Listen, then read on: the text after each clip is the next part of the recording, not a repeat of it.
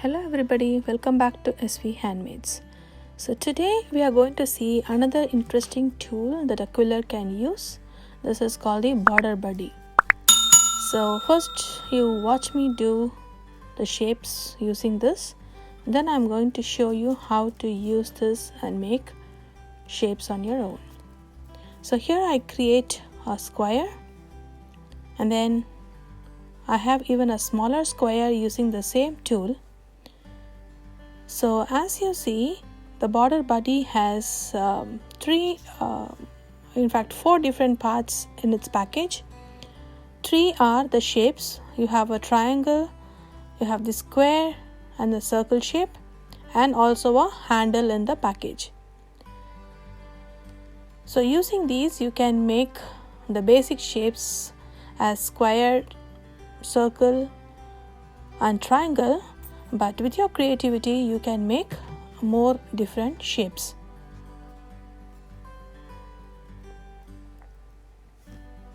So I've created some samples for you here.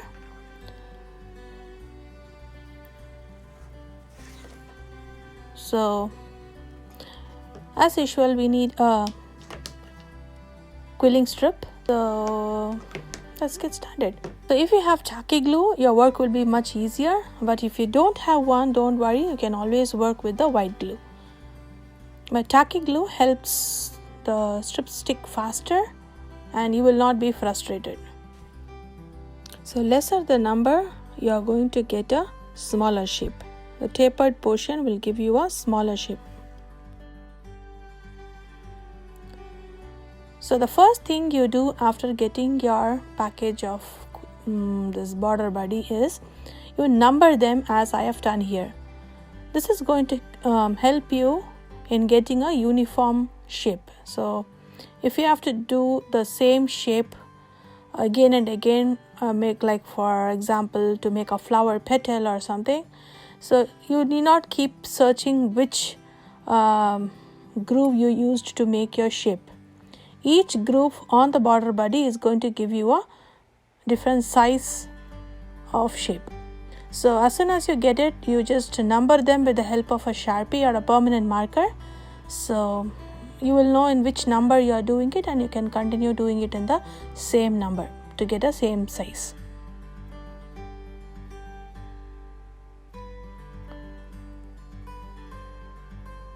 So this is a circular one, and the other two are square and triangle.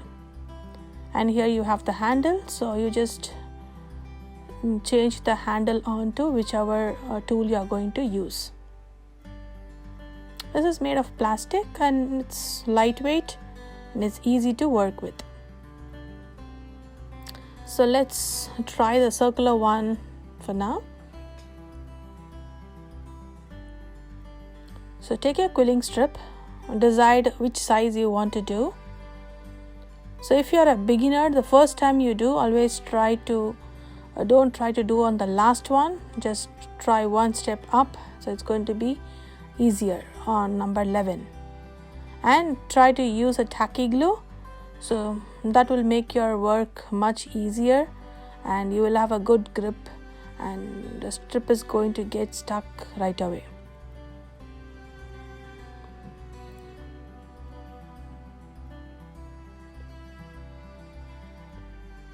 Or you can take your white glue, leave it out for 5 minutes, it will just get a little tacky and then you can start working with it.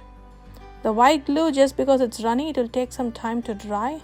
That's what sometimes gives us the frustration, because it doesn't stick quick. So for the first 2 rounds, you just very carefully keep rotating your handle of your Borderbuddy and make sure that you put all the layers one on top of the other, not letting it go up and down.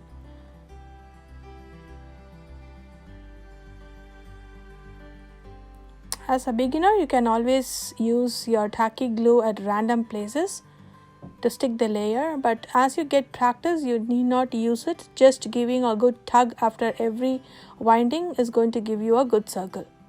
But in the beginning stages, it's always better to just use tiny drops of glue at random places to keep all the layers together.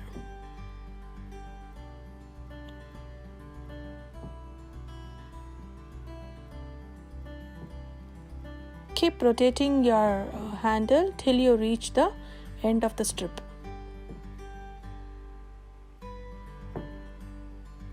And as you wind, just keep pushing all the layers down together and also tugging your strip tight so that you don't leave any loose gaps between your layers.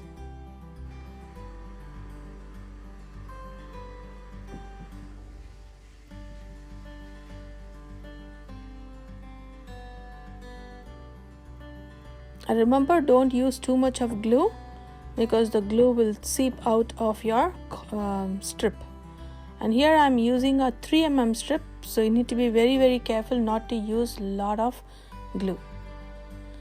So just remove it out of your tool and give a good press. You can even place it down on your mat and give a gentle push on the layer so that everything is nice and even.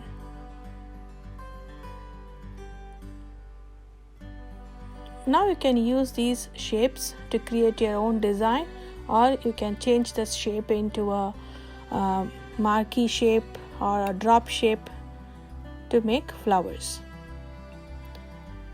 So hope that was easy. So do try and let me know. And on my next tutorial I'm going to show you a project that we can do using these shapes created with the help of our Borderbuddy. So now is our Hall of Fame. What you see here is a mandala created by one of our followers using our mandala tutorial. So if you also follow my tutorial and if you happen to do it, do share it with me. I'll be glad to see your version of it. Thanks for watching. Don't forget to subscribe and leave your comments to motivate me to make further tutorials for you. Thank you so much.